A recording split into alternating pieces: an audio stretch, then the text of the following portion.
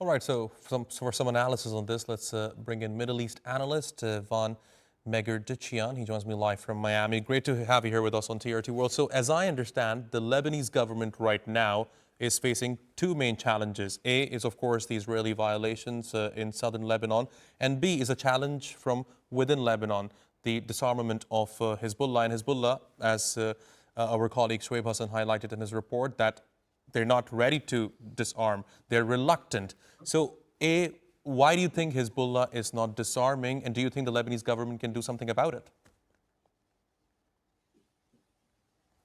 Yes, you perfectly put it very well, actually, that Lebanon is facing two fronts. One is the Israeli aggression, and the second is the Hezbollah problem. The Hezbollah question is still dominating Lebanese politics, and the Lebanese government is unable to move on to address other major issues.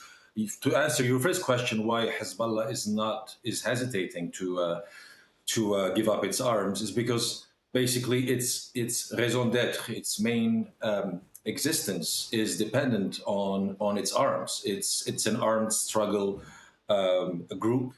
It's a group that was founded and based on an armed conflict to wage a certain type of war against what it calls imperialist West and Israel, since the Islamic Republic of Iran gave this mission to Hezbollah in the 1980s. So Hezbollah hesitates to give up its arms because until today it has been unable to redefine its position to become a political party just like any other political party.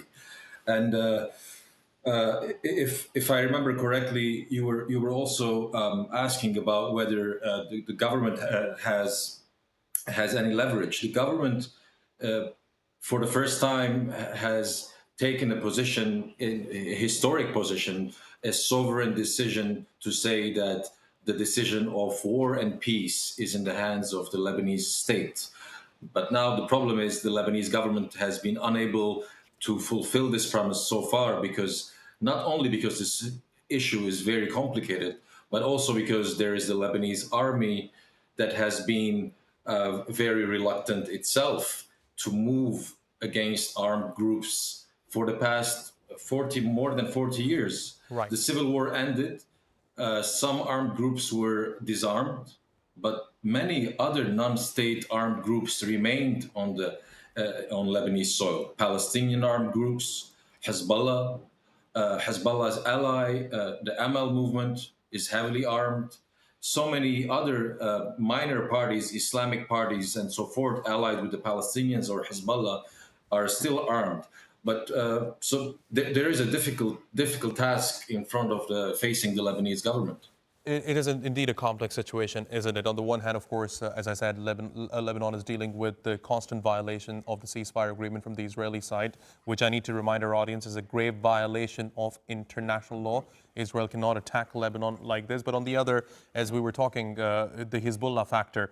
Now, you know, I wonder whether or not this reluctance from Hezbollah to disarm and this pressure that the Lebanese government is under right now from the international community, do you think that could result in some sort of infighting within Lebanon? Because, as you rightly pointed out, there are so many groups within the country right now. So, what is there a possibility things might get out of hands in terms of chaos domestically? Very, very, very unlikely that any of civil strife would happen. As a matter of fact, it's quite the contrary. The situation is so desperate for the Lebanese state and many other Lebanese political parties that even those who are staunchly opposing Hezbollah, who are fierce critics and fierce enemies of Hezbollah within Lebanon, they argue that they have no choice but to be patient and take the time to resolve the Hezbollah issue gradually. They have no intention of confronting Hezbollah apart from asking the Lebanese army to do so. Now, if there is one confrontation that would take place, eventually it would be a confrontation between the Lebanese army and Hezbollah at some point in 2026.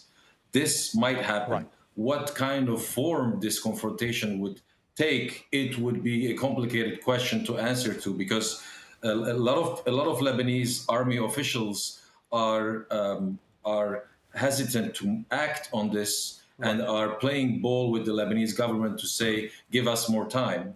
So Right. if there is a conflict that would take place, it would be with the Lebanese army. I think that would be inevitable. But a civil strife between Lebanese groups and Hezbollah, That that is appears highly unlikely at this unlikely. point. Thank you very much. Fascinating insights indeed. Thanks very much, Van, for joining me here on TRT. We'll appreciate your taking out the time.